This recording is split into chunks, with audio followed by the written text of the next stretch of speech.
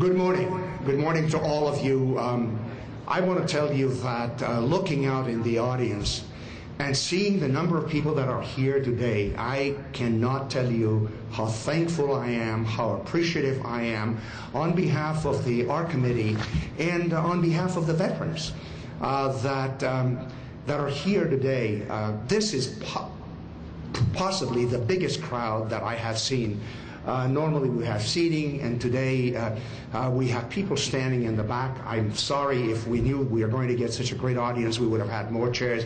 And one thing we do have in the city of Glendale is a lot of chairs. So we didn't want to leave any chairs empty because it doesn't look too good. I remember 4 or 5 years ago when we had the same ceremony, and every time the camera went around, we saw some empty chairs, and to me, that's embarrassing. I want to thank you. This is a very important day for all of us. It is paying our respects to the men and women that have given their lives for this country. There are veterans that are out in the audience that are injured from their time in the service, and there are those that would rather be here today, but they're not, and their names are on the walls instead. And so to pay our respects to the men and women that have given their lives in the protection of this nation, in different parts of the world, in faraway places, Afghanistan, Iraq, and in many other places, too many to name. It is wonderful that one day a year we can get together and give an hour to an hour and a half. Obviously this year is going to be an hour and 45 minutes because we started late. It is very little to give for what this nation stands for our feelings for the veterans. And once again, on behalf of the committee and those of you that are here, and the organizers go through tremendous pain to get the police department to block off the streets and all. There's so much coordination, and this is work that is done year-round. And then this is the culmination. Once again, I want to thank all of you. And we will start now with the invocation with Father Jim Bavacqua, pastor, Holy Family Catholic Church. Father Bavacqua.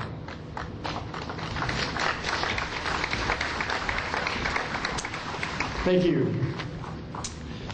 God, our Creator, as we look southwest upon the blue Pacific Ocean, we are blessed. As we look north towards the mountains, we are blessed. As we look south towards downtown, we are blessed. As we look eastward toward the San Gabriel Valley and then beyond towards the desert, we are truly blessed in so many ways to be an incredible part of the Jewel City. We have begun this magnificent day with anticipation and renewed hope as we remember and express our gratitude for all of those who died while serving our country in the military. We remember all of these servants affectionately.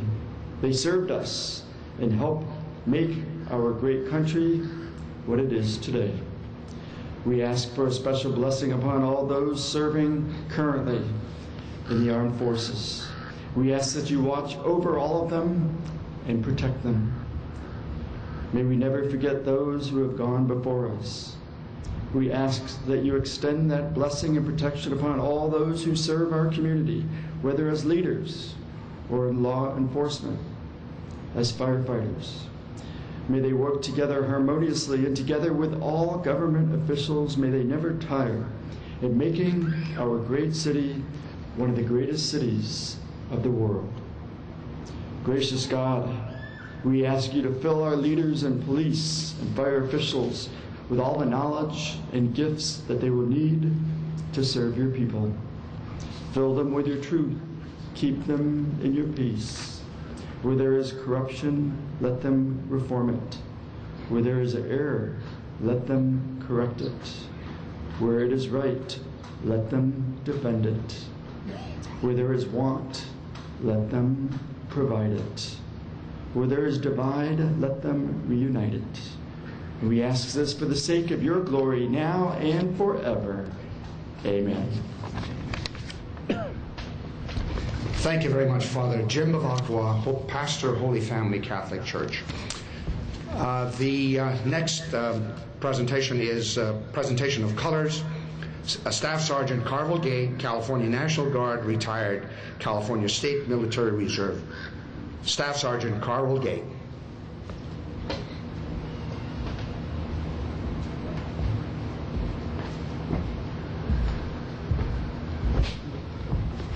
Thank you, ladies and gentlemen. If I could please all get you to stand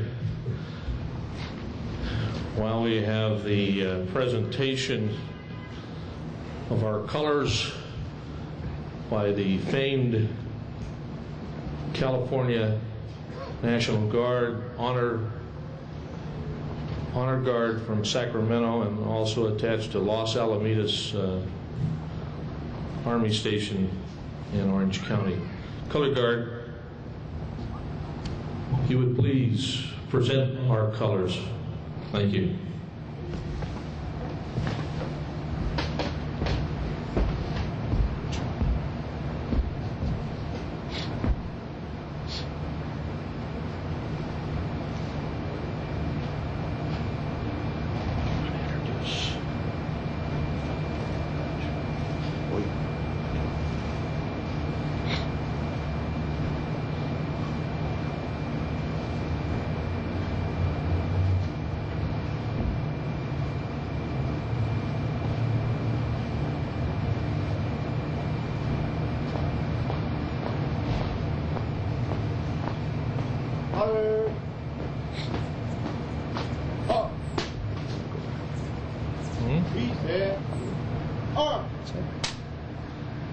Where's the pump doing the punch?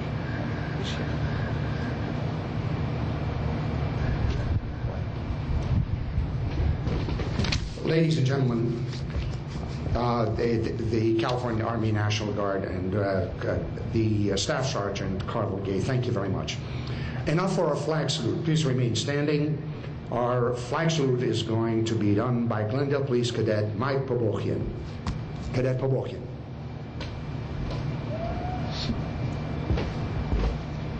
Please join me in the flag salute of our country. I pledge allegiance to the flag of the United States of America and to the republic for which it stands, one nation under God, indivisible, with liberty and justice for all.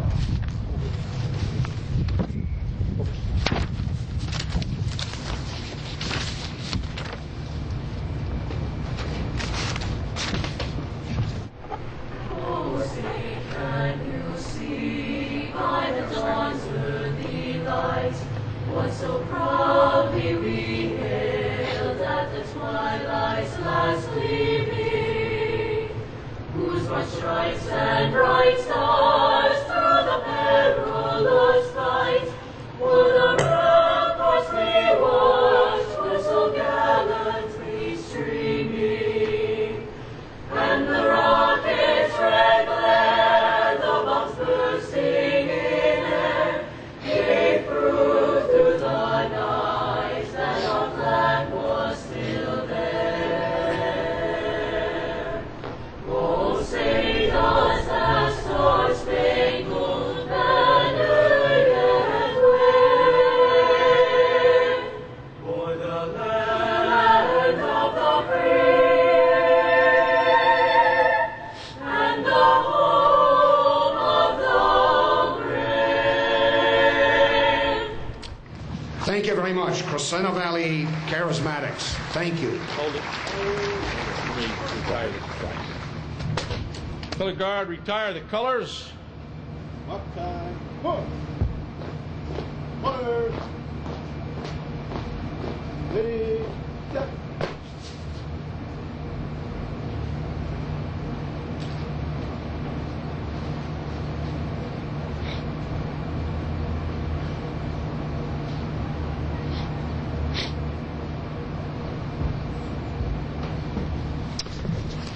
Thank you very much, Staff Sergeant Carvel Gay and the California National Guard, from the California National Guard. You may be seated, please. Thank you. First, I want to introduce to you our own Congressman, Congressman Adam Schiff. Our own Senator, Senator Carol Liu. The Mayor of the City of Glendale, Ara Najarian, Chair of the MTA also. Councilman Frank Quintero, former Mayor. Councilman John Trayman, former Mayor. City Manager Jim Starbird, where is he? There he is, he's standing in the background. As far as I'm concerned, I'm not going to ask the councilman, he's the boss. He runs the city. And let me introduce to you the members of the Glendale Unified School District. The Joeline Wagner is here. Mary Boger. Greg Krikorian is out of town. He could not be here, and I am not sure. Are there any other members of the Unified School District? I guess not. Let me ask at this point, for all of those that have served in the military, past and present, please stand up so we can recognize you.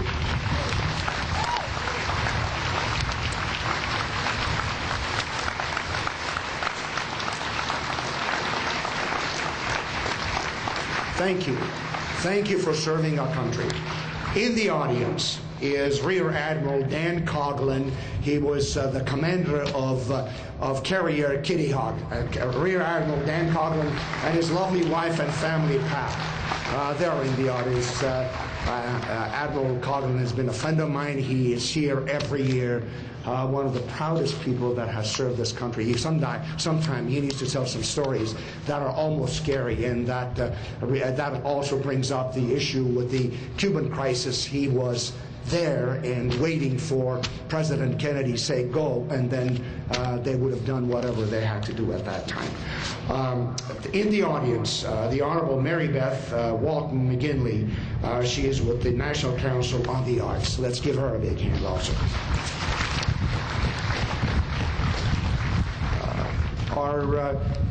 The Executive Director of the Glendale Chamber of Commerce, Judy Kendall. She's in the audience also. This is an election year, so I am told that the candidates running for office, some of them are here also. I see Sundar Ramani is in the audience. I wonder if Mike Gatto is here. Mike Gatto is not here. I am pretty well done with the, I see the fire chief of the city of Glendale. He's here. Harold Scoggins, where is he? Let's give him a big hand. Thank you. Thanks for coming. He's going to be speaking. Yes, he's going to be speaking. And none other than our own supervisor, and everyone knows him, Supervisor Michael Antonovich. Let's give him a big hand.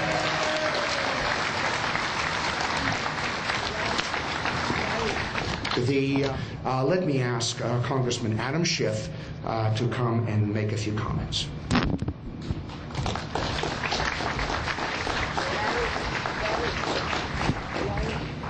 Thank you, Larry. It's a pleasure to join you, and I just want to say, if it'll mean getting Larry Zarian fined, I'm happy to join the Kiwanis and be the 35th member present today.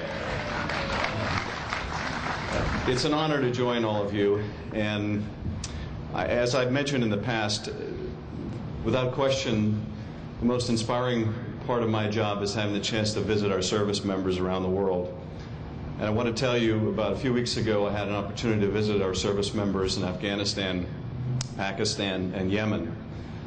And you couldn't meet a more tremendous, courageous, dedicated group of mostly very young people. They are just extraordinary. And when I think back about the trip and the people we met and the places we went, what keeps coming back to me as the most vivid recollection of that visit was the trip home, where we stopped in Ramstein, Germany to visit our service members in Landstuhl in the hospital that were recovering. Many of them were recovering from wounds they received during the Marja offensive in Afghanistan. And I remember talking to one young Marine who had been walking beside a up-armored vehicle, a very heavy vehicle, and although they thought they had demined the road, there was an IED buried so far below the surface that it took the weight of that vehicle to set it off. And he had been walking next to that vehicle, and he was blown into the air and badly injured. He had told us that he was offered the chance to lead his unit, but he declined because this was his second or third tour in Afghanistan. He said there were a lot of very young people who hadn't been in Afghanistan before in his company, and he wanted, rather than to lead from the back of the unit, to be at the tip of the spear. And so he was. And we asked him, is there anything that we can do for you? And he said, well, there are two things you can do. And the first was very characteristic. He said, you can pray for my colleagues who are still in the fight. And without exception, every time we've had the chance to visit service members recovering, they always want to be back in the fight because they want to be back with those that they left behind. And so, of course, we said that we would pray for his colleagues who were still in the fight.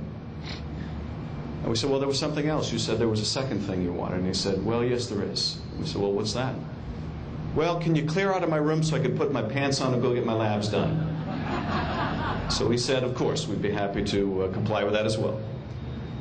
But I wanted to tell you about one other young Marine we met, because this opened my eyes, something that I really hadn't thought about. We're all aware of the sacrifice that members of the armed forces make in being away and exposing themselves to danger. And we're all aware of how much they miss when they leave their families here. All the birthdays and the holidays, the Christmas that they're not home. You think about the good times they don't get to share with their family, but something that didn't occur to me was also the very difficult times they don't share with their family because they're away. We visited one young Marine who had been similarly injured in Marcia. And as an afterthought, as we were walking out of his room, I asked him about a tattoo he had on his chest. He had a small hand print tattoo on his chest. And I said, that looks like that tattoo has a story. And he says, he does. That's my son's hand. And he paused for a moment and he said, my son died. And he could see we were taken aback by this, and because it was such a small hand. And he said, my son was 3 and he drowned. And it occurred to me how hard that must be for any parent. But imagine being halfway around the world and hearing news like that. Or being his spouse and having to come to grips with that. These are the kind of sacrifices we ask of people in uniform, not only not to be there for the good times, but not to be there for the really hard times. These are extraordinary people, and as I left, it occurred to me that handprint was over his heart. So, for all of you in the service, I just want to thank you for your extraordinary dedication to the country. Thank you, and God bless. Congressman Adam Schiff, thank you very much. The next speaker is our own Senator Carol Liu.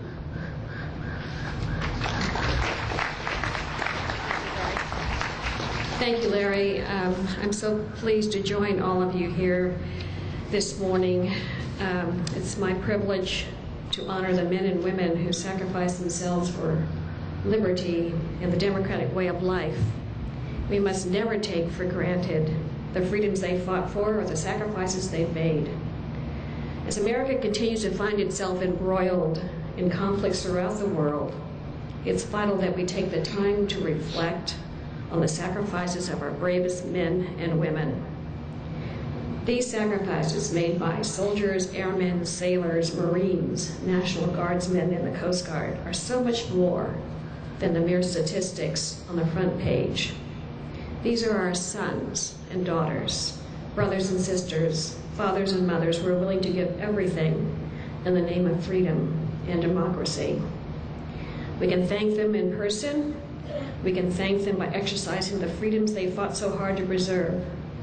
We can vote. We can get involved in the political process. We can make sure our children understand and appreciate how lucky they are to live in a democracy. No matter what our views on the wars we fight, it is our responsibility to ensure that veterans and those who serve in the military are always treated with respect. These celebrations and memorials are symbols of our gratitude. It makes us all sad to see the list of names grow. I express my condolences to all of you here whose loved ones have died in service to our country. Let's remember them and honor them. Today at 3 p.m., as part of the White House Commission on Remembrance, there is a moment in time where we can pause to remember. I'm told that Major League Baseball games will stop, the Amtrak trains will blow their horns, the National Grocers Association and Food Marketing Institute will have customers and staff pause. It's more than 30,000 stores throughout our country. This is a way that we can show our patriotism and compassion that have helped unite our country in the remembrance of our fallen. Please remember, 3 o'clock today, and I thank you all for joining us here. Thank you. Thank you very much, Senator Carol Liu.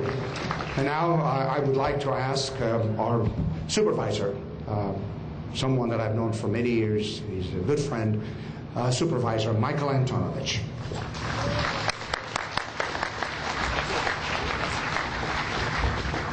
Well, thank you, Larry. And today, as we commemorate Memorial Day, I would just like to read this definition of what a veteran is. I had read this earlier this morning at the Montrose event. A veteran, whether active duty, discharged, retired, or reserve, is someone who at one point in his life wrote a blank check made payable to the United States of America for an amount up to and including one's life. And so today we are recognizing those who paid the ultimate price for our freedoms and our liberties. And as stated, it's not in Congress, it's not in the state legislatures or city councils or boards of supervisors across this nation that gives us our freedoms. It's those veterans, men and women who have served this country from the beginning, who have fought and died, that we have the abilities and the freedoms, freedom of speech, freedom of the press, the freedom to assemble, freedom of religion, that we can all come together in peace and freedom through their sacrifices, and that's who we commemorate today, and we keep that memory going. Because they gave their life for us, we have an obligation to live up to our responsibilities to carry out those freedoms with responsibility as we live our lives today. Thank you. Thank you very much, Supervisor Michael Antonovich. And I'm trying to think of, is George Haney in the audience? Let me have him stand up. A hero in World War II. Let's see, where's George Haney? Oh, there he is. Thank you very much for being here. And now I would like to ask Lieutenant Colonel Dave Worley, U.S. Air Force retired, POW MIA Memorial Presentation. Lieutenant Colonel David Worley.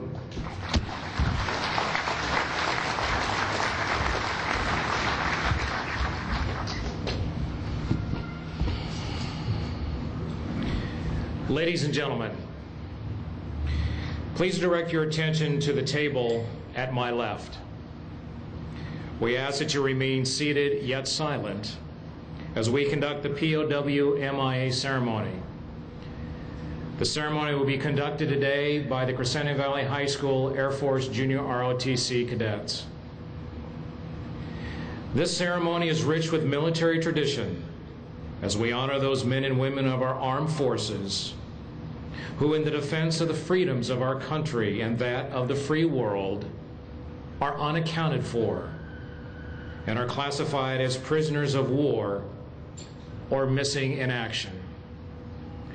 At all military functions where meals are served, these heroes are always honored and remembered.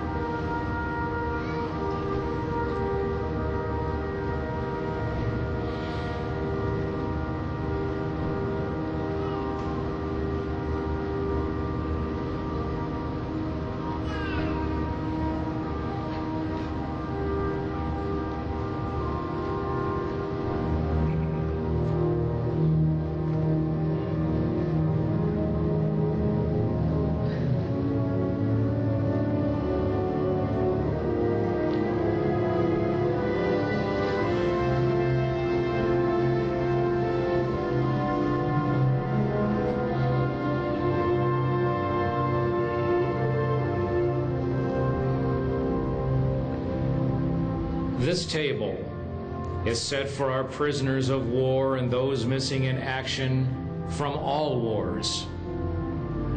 They are not with us today. The table is round to show that our concern for them is never ending. The tablecloth is white, symbolizing the purity of their intentions to respond to their country's call to arms so that their children could remain free. The 5 hats represent each branch of our armed forces. Let us remember all the men and women prisoners of war that are too often forgotten. We must never forget them. The lone candle symbolizes the frailty of a prisoner alone, trying to stand up against his oppressors. The yellow candle and the yellow ribbon on the candle reminds us of those who will not be coming home. The single red rose reminds us of the loved ones and families of our comrades in arms who keep the faith and await their return. The red ribbon on the rose represents the love of our country, which inspired them to answer the nation's call. The black napkin stands for the emptiness these warriors have left in the hearts of their family and friends. A slice of lemon is on the bread plate to remind us of their bitter fate if we do not bring them home. There is salt on the plate, symbolic of the family's tears as they wait and remember. The glass is inverted, reminding us that our distinguished comrades cannot be with us to join in the ceremony today. Maybe tomorrow, if we remember. The faded picture on the table is a reminder that they are missed very much and are remembered by their families. The empty tilted chair depicts an unknown face, representing no specific soldier, sailor, airman, Marine, or Coast Guardsman, but all are here with us today. The POW-MIA flag is raised at half-staff to mourn the fact that many of our comrades will not return to our shores and to pay tribute to their passing. As we look upon this empty table, do not remember ghosts from the past, but remember our comrades.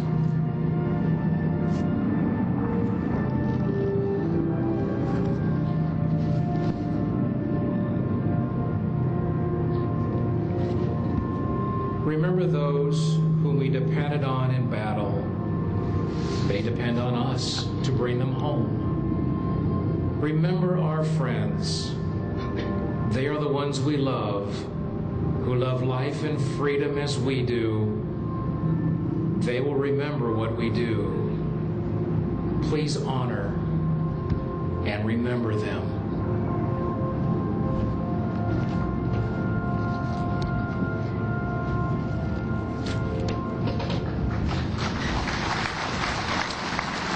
Lieutenant Colonel David Worley, POW-MIA Memorial Presentation. If this part doesn't bring tears to your eyes and the recognition of the men and women that have given their lives, I don't know what does. And now, the mayor of the city of Glendale, chairman of MTA, Ara Najarian.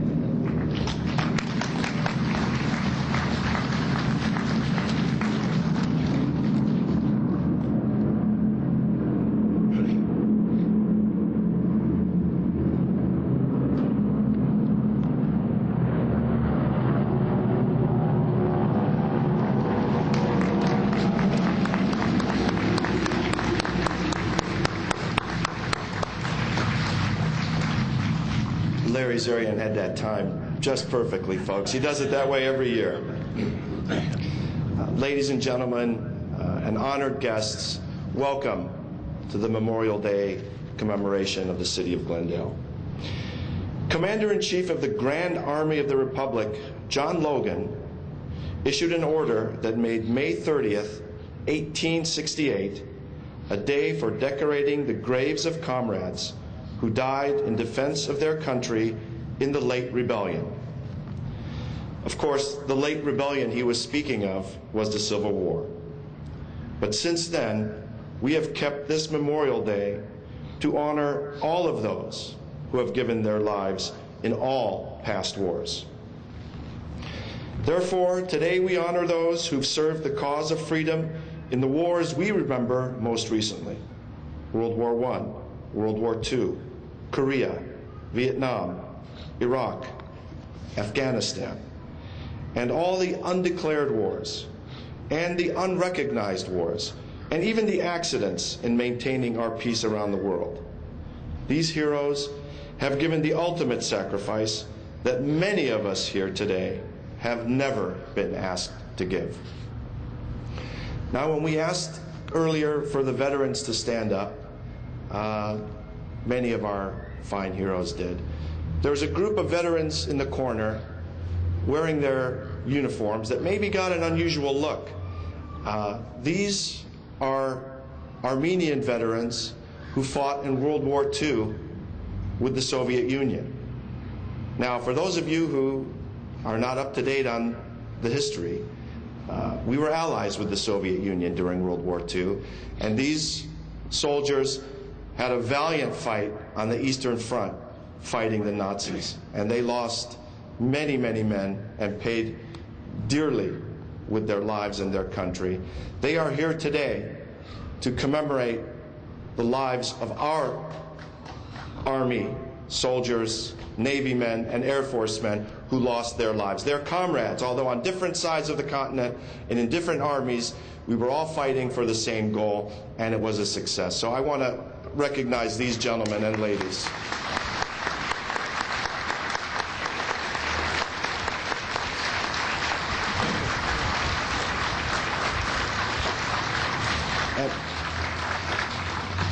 And as I spend more and more time in Glendale and speak to more and more people, I realize that we do have many allied veterans, Philippine freedom fighters, from the French resistance. And I'm hoping that one day we can put a memorial plaque in one of our parks to recognize all the Allied soldiers who gave their lives fighting in World War II.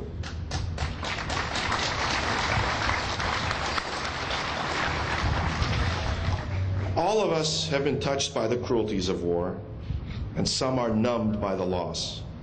A spouse, a brother, a sister, or a friend. And perhaps some of you have suffered a loss yourself in serving your country. Particularly, we thank you men and women seated among us who have served on the battlefields alongside those fallen comrades. In our own humble way, those of us who have not been called on to serve and sacrifice in such a way feel gratitude that cannot be overly expressed. The sacrifice of a few to ensure our freedoms of speech, trial, education, the right to vote, the right to travel, even our very destiny. Let us never forget, nor let our children never forget, the cost of war, so they will never again have to pay the price for neglect or naivete. We're gathered together today to say a heartfelt thank you to those of you in the audience who feel a personal loss from your own service or the service of a loved one. We owe more than mere words can repay. Our lives have never been the same since you or your loved ones served. We pledge to you, friends and family, that we will remember and always celebrate that spirit. Thank you.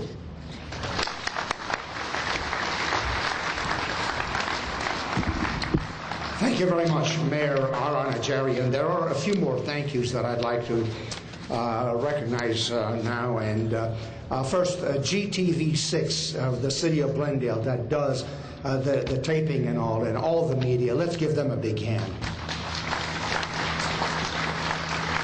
In the audience, I see Lieutenant Colonel Rafi Najarian, Air Force Reserve. Let's give him a big hand also.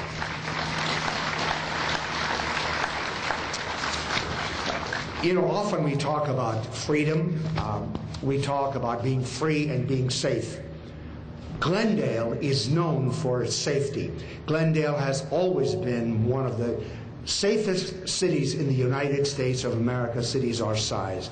And it is with gratitude to those that keep our city safe, including the citizens of Glendale. Let's recognize the police department of the city of Glendale. They're standing back there. And as long as we're talking about safety, you know that we have one of the greatest fire departments in the nation. Our fire department personnel are here also. And you see the seats, you see the sound effect, you see all of the things that are here before you get here, and someone has to put it together and get them out. Our thanks to the Parks and Recreation Department also. Let's give them a big hand.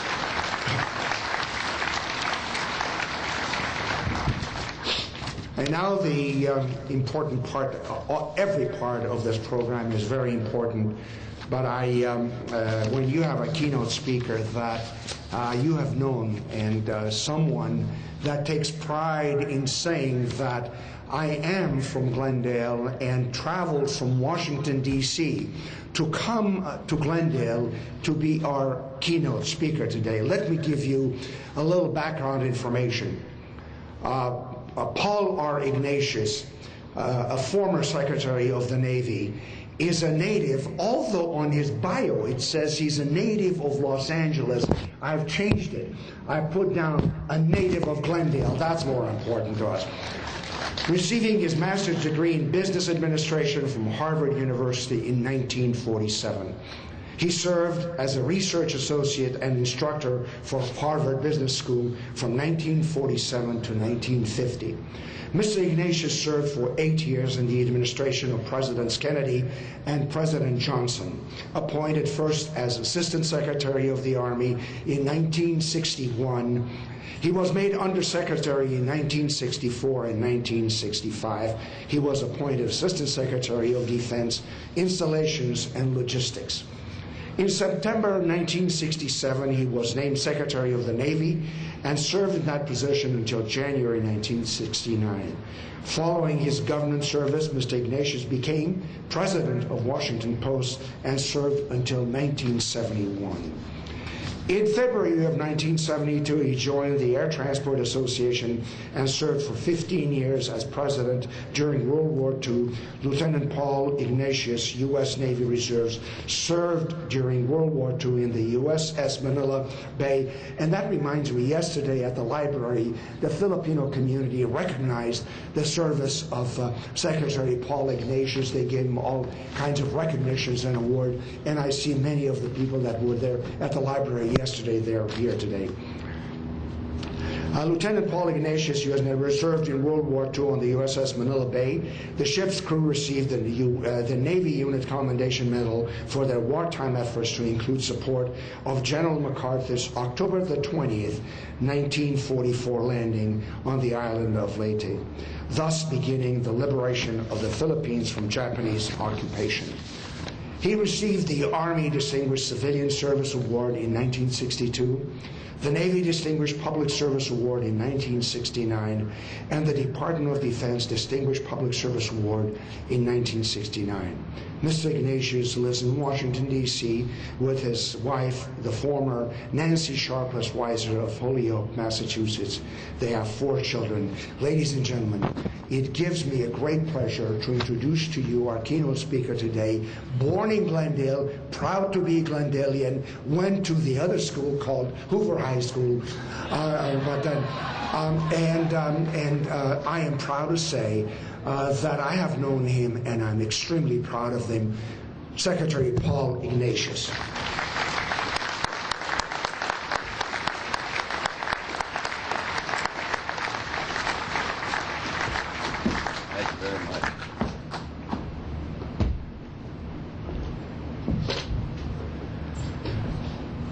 Could we begin with a moment of silence in honor of those men and women who have given their lives for our country so that we may enjoy peace and freedom?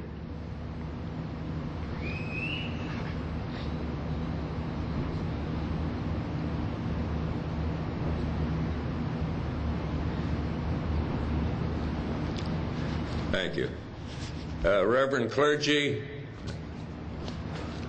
Congressman Schiff, Senator Lieu, I think, has had to leave, members of the City Council, Mayor Najarian, honored guests, and ladies and gentlemen. It's a pleasure for me to be in Glendale, even though I've lived in the eastern part of the United States for most of my adult life. My roots are here in Glendale, and I recall my years here with the fondest of memories. My grandfather, whose name was Avedis Jemgochin, left England, where he had lived for some 20 years, and came to Glendale with his family almost 100 years ago in 1911, and bought property south of us here on San Fernando Road, near where Forest Lawn is. He built a wonderful house. I was old enough to remember it, and the tragedy of it, really, because it burned down in 1928. And he then bought a house in Rossmoyne, right above Nibley Park. And I remember that house particularly. And yesterday, I had a few moments to spare and drove up Rossmoyne Avenue and saw that house with a for sale sign on it. So I called the agent, and she began telling me what a wonderful place it was. And I didn't tell her at first. I think the microphone has gone out, but maybe you can hear me. I told the woman that I knew quite a lot about that house, that it was my grandmother's house and my grandfather's house. And she told me what the price was. And it was something like $1,200,000. And all I could think of was 13 years ago when my uncle died and the last members of that family were gone. I had to decide that we'd probably sold it too soon. I lived, this is working again, thank you. We're back in business again. I lived on Columbus Avenue near Kenneth Road, not too far from Hoover High School, where I was a student there from 1935 to 1938. You can't really fully understand what a vibrant and thriving place Glendale is today unless you compare it to what it was back there in the 1930s. There were no huge shopping malls or impressive corporate headquarters. Broadway and Brand, Glendale's crossroads, had a small town feel to it.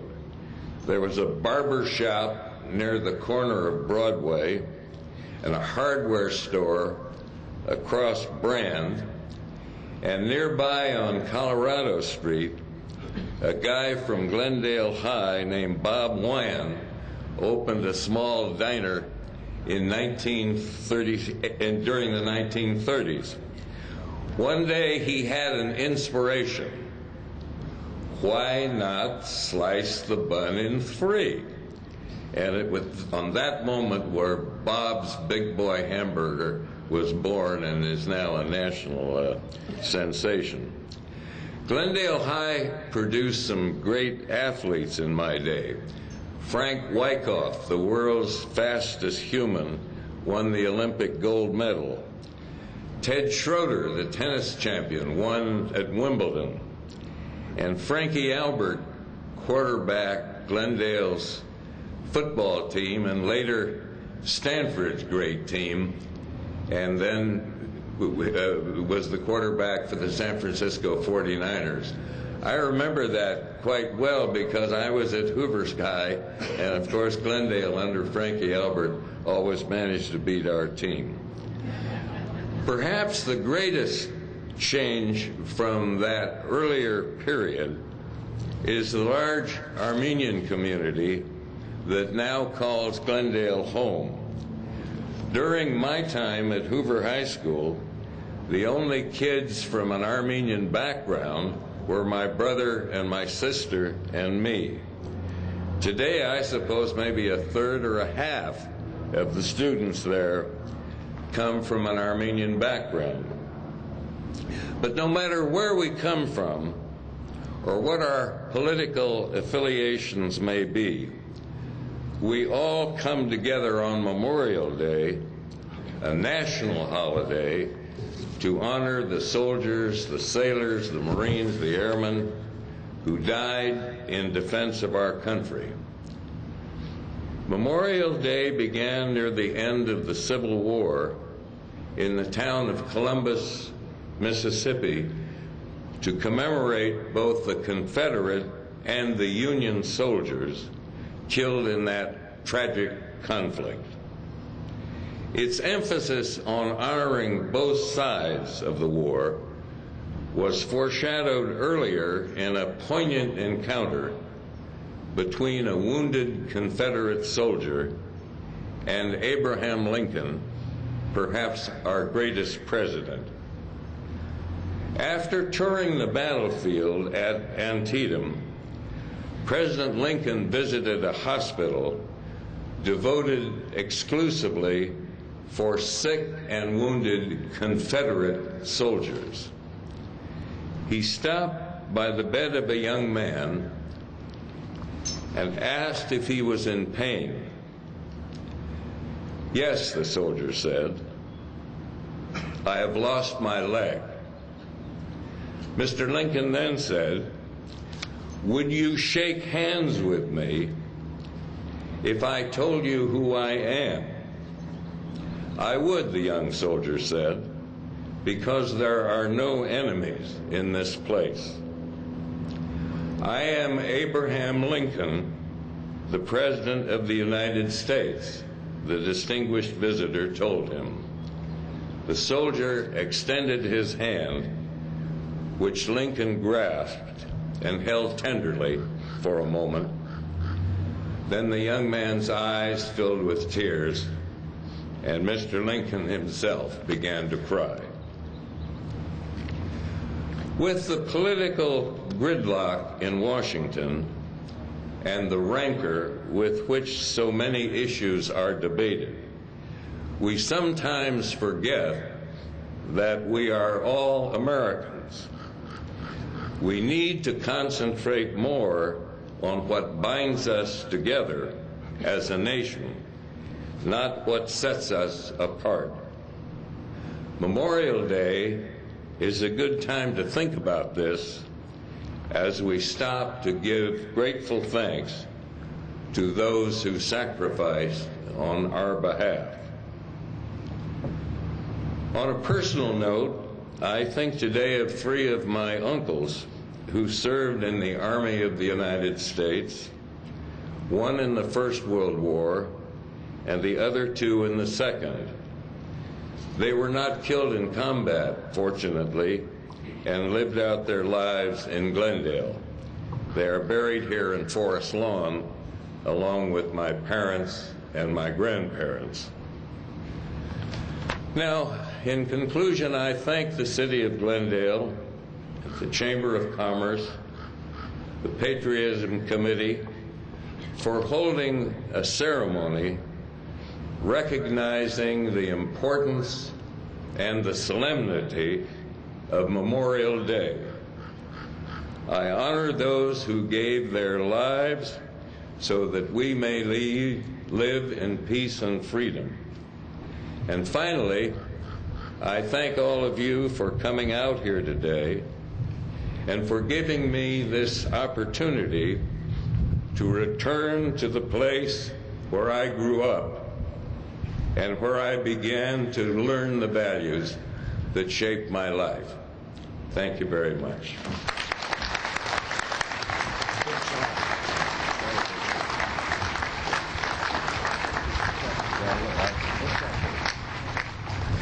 Thank you very much, Secretary Paul Ignatius.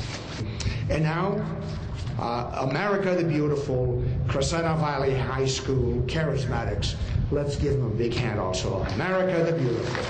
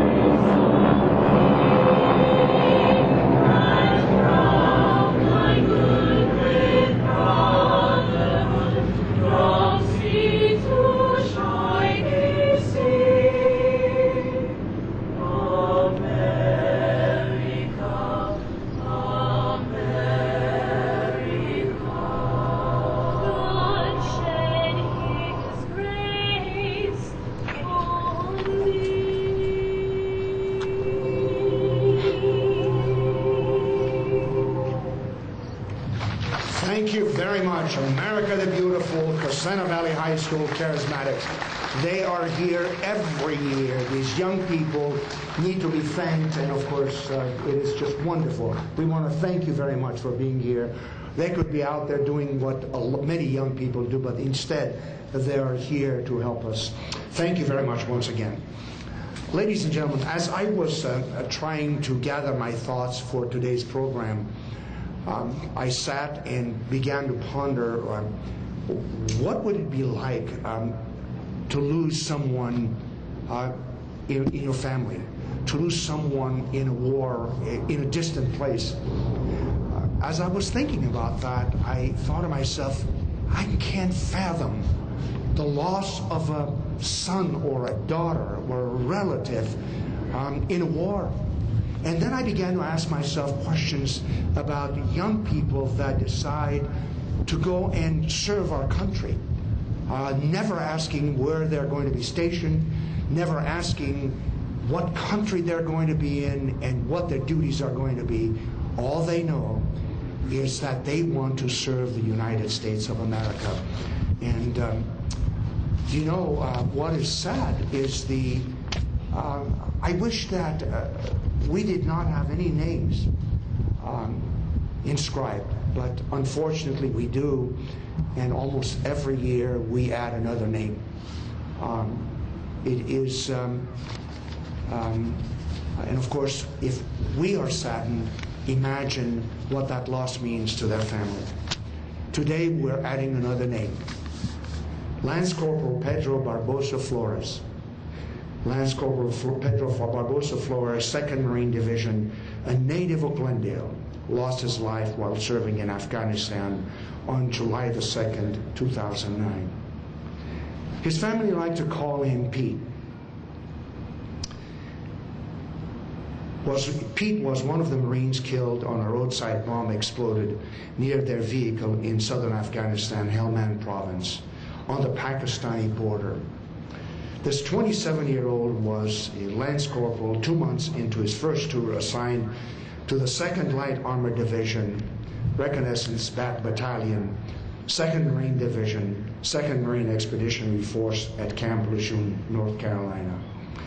Lance Corporal Barbosa Flores earned the National Defense Service Medal and the Global War on Terrorism Service Medal. He's survived by his parents Norberto and Aurora Barbosa, brother Rodrigo, sisters Maria, sister Lisette, and sister Aurora Alamillo. Ladies and gentlemen, the Flores family is in the audience. Let's give them a big hand. Let's recognize them. Please stand up.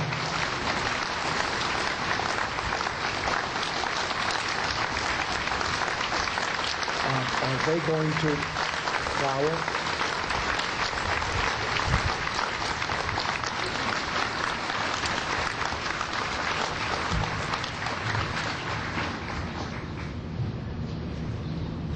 Thank you very much for being here. Ladies and gentlemen, and now laying of the roses, Crescenta Valley High School, Air Force Junior, ROTC.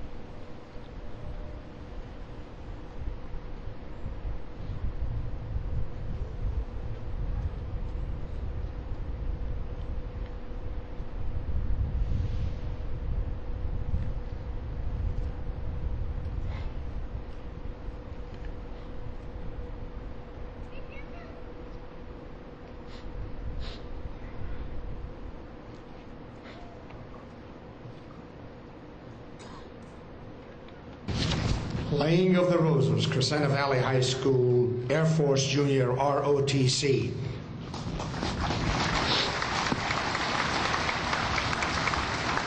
We recognize the Flores family every year in attendance is another family that gave their son for the freedom of our country, the Israel Ravago family. Let's give them a big hand.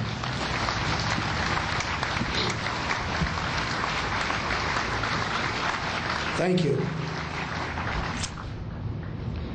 And now, to sing God Bless America, Tisa Atanke Manukian from the Chamber of Commerce. You want a voice? You've got one. Tisa Atanke Manukian.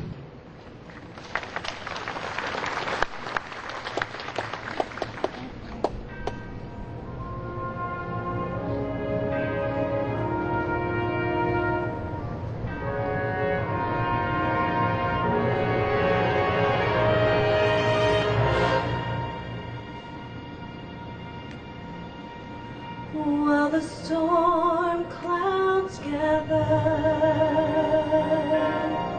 from across the sea, let us pledge allegiance to a land that's free. Let us all be grateful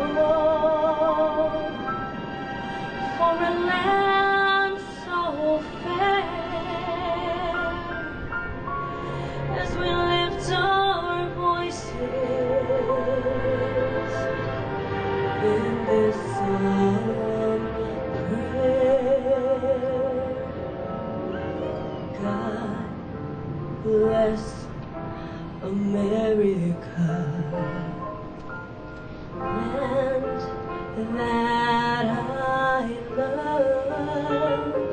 Stand beside her and guide her through the night with a light from above. From the mountains to the prairies, to the oceans white with foam. God bless America, my home, sweet home.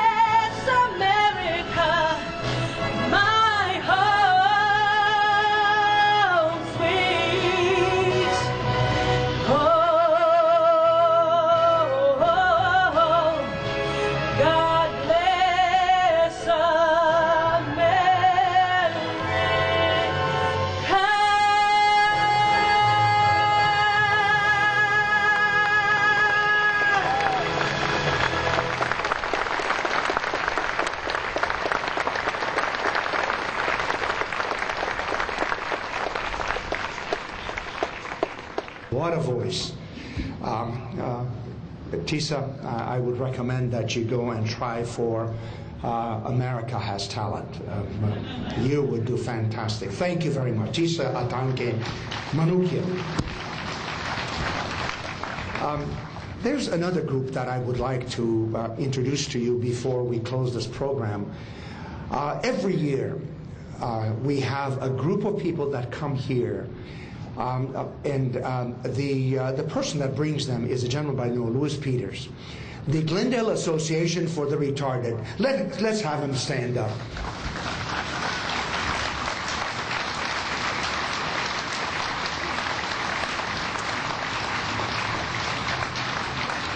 Thank you. Thank you very much. And now for our benediction, Father Jim Bavacqua, pastor, Holy Family Catholic Church. Father Bavacqua.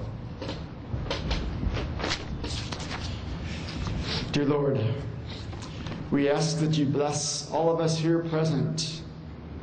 Bless our families and our friends. Keep us safe and help us to remember what this great holiday is really all about.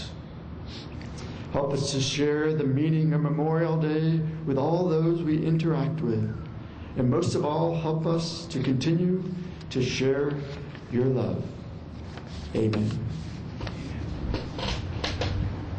Thank you very much, Father Jim Bavacqua. Ladies and gentlemen, we have reached the end of our program. I can't thank you. We have someone that, it's just somebody says to me we have the taps, but it says closing remarks first, and then so I'm doing my closing remarks. I'm following the program. I want to thank all of you for being here today. We are here in this land because we wanted to find freedom. Look in the audience, how many people that are newcomers to this country of ours. There's a reason why they're here. They were looking for the freedoms that you and I have had, those of us that were born in this country.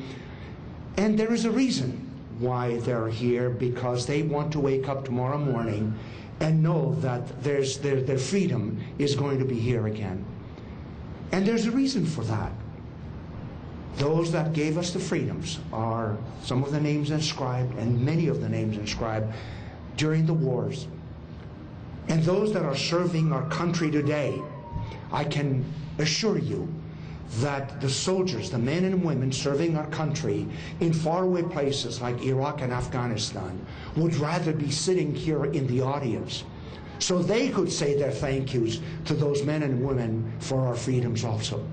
But no, they are in the desert, they are in faraway places, and not knowing whether they are going to return. Isn't it wonderful to be an American? Isn't it wonderful to pay our respects once a year to the men and women that have given us the freedoms that we have? I can't thank you enough. I hope that you will come back again next year. And love of our country. Our thank yous are not just on Memorial Day. We should be thanking our men and women that are serving our country every day, because we have freedom every day, and that's why we should be thankful to them. And now for TAPS. California State Honor Guard.